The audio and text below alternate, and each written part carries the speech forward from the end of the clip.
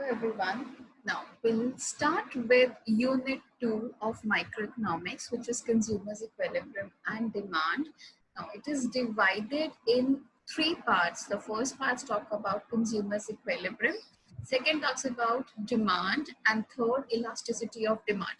So now we are actually seeing this entire unit from consumers' point of view, that how a consumer reaches in an equilibrium position, how he decides that how many quantity or units he wants to purchase, what are the factors which affect the demand and elasticity. So what we'll cover the concepts like utility, its approaches, then total and marginal utility, and the law of TMU. So let's start. The first concept comes for utility. When we hear the term as utility, in English, we mean some usage, right? Some satisfaction. When we add this term in economics, it becomes the satisfaction derived from the consumption of the unit of any commodity. Or in technical definition, it is the want satisfying power of a commodity.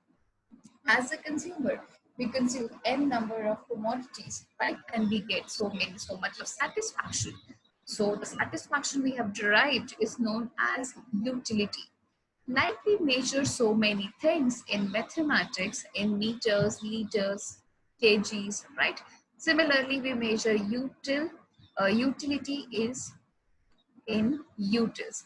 So we can say utils is the standard unit. Now, what do we mean by that?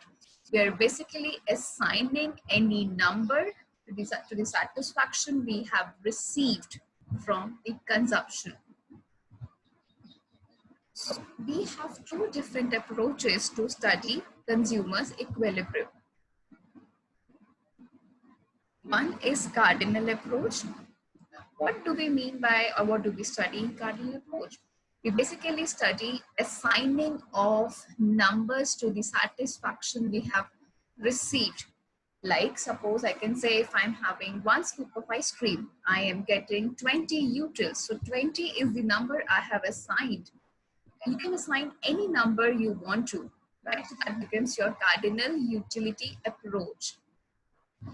However, when we come to the reality, we always feel that utility is a psychic feeling. You cannot assign any number to it. You cannot say that, okay, I have got 100 utils of satisfaction. Oh, I have got 200 utils. No, you can only rank your satisfaction. You can only say that, yes, I have got satisfaction more from the consumption of pizza in comparison to burger, right?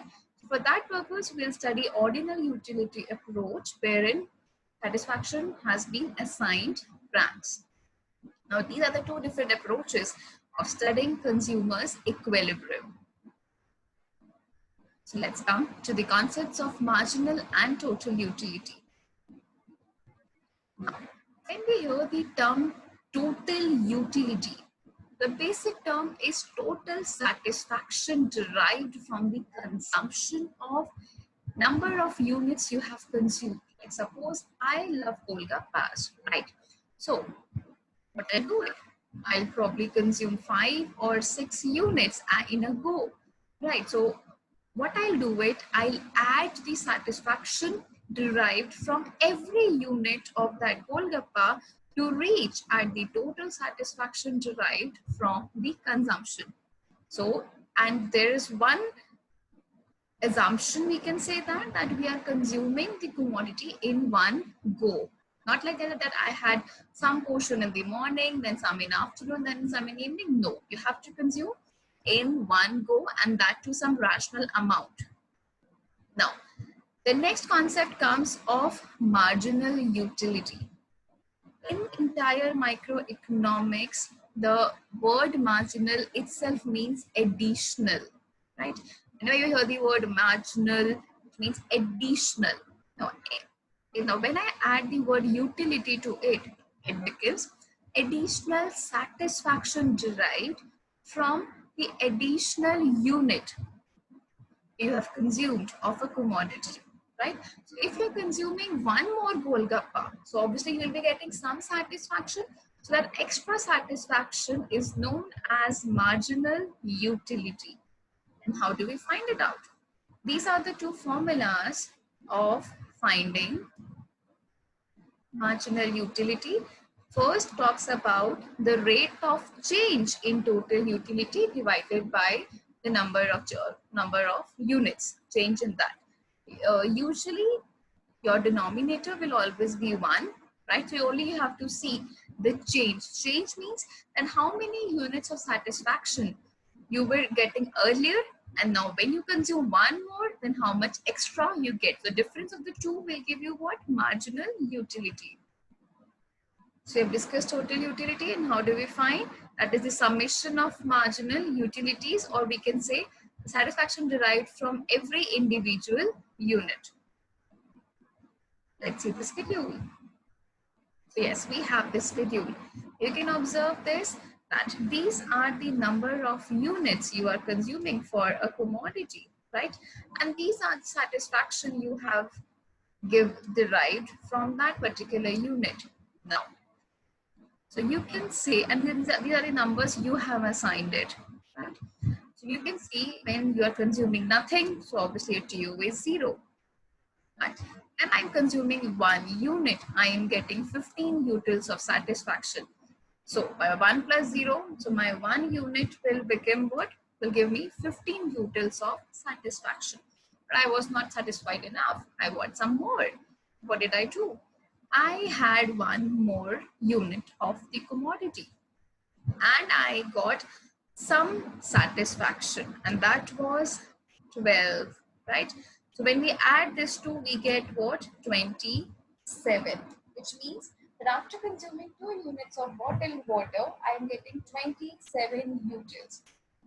So as you can see, what we are doing, we are adding individual units of satisfaction and getting the total utility. We can see the other way around as well. That if I need to find MU, so for 7th unit, I have got 54 units, and for 8th unit, I have got 56 units. So if I have consumed 1 more unit, how much extra I have got? That is 2 utils. So that is known as your marginal utility. Now, as you can see over here, what is the difference? That is 32. And see the next is 6, right? See the next, which is 0, right? So this is how we calculate marginal utility, which means it is the difference of total utility derived from the 2 different commodities, 2 different units of a commodity, and TU is the summation of all individual marginal utilities. This is, we can see that this is how we calculate marginal utility from the given total utility. How do we represent? So when we plot this entire schedule, we get this graph, right? Now, this graph means that till the time your MU is positive, which means you are satisfied from eating those units of a commodity, right? Your TU will increase. However, there will be a point where you'll be like, no, now I do not want to eat anything else. My stomach is completely full of, right? So at that moment, your MU becomes 0 and your TU becomes maximum. You can see this point. TU becomes maximum, MU becomes 0.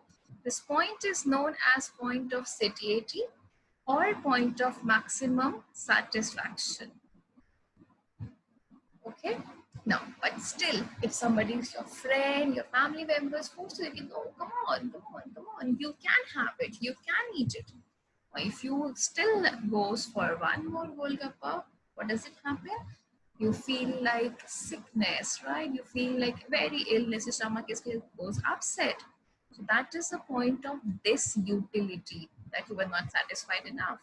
And that lead to the fall in your total utility. This is how the graph has been made, that MU is always decreasing curve. The question arises that why MU is declining. Reason being that on the first unit you were actually craving for that commodity. Yes, I want to have that commodity. But then you felt like that as and when you start consuming more of it, your stomach gets full, right? So the satisfaction derived from the first unit will not be equal to the fifth or sixth unit. That is why your MU keeps on declining. And it's a downward sloping curve.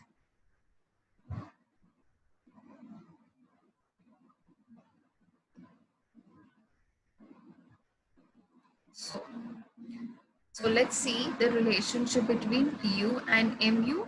So like we said, that when MU is positive, till the time your TU increases, this is the first relationship. When MU is negative, your TU decreases. When MU is zero, TU is maximum. That is the point of maximum satisfaction. So this is a graph, we can see that, right? As you can see that your initially MU rises, then fall, right? And TU initially rise, reach to the maximum, and then fall. Now the last, very important, which is law of diminishing marginal utility. Now, this is also known as Gaussian's first law, which says that as you keep on increasing the consumption of any commodity, the satisfaction derived from the additional unit you have consumed keeps on declining. I repeat that this law says as and when you keep on increasing the consumption of a commodity, the satisfaction derived from it keeps on declining. And as we have just said, that why does it happen?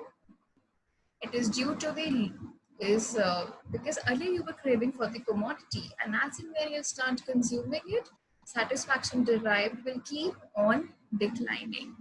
So as you can see that yes, earlier you were getting maximum satisfaction, like quite a good one, say 10. Yes, you started more of oranges and now you are bored.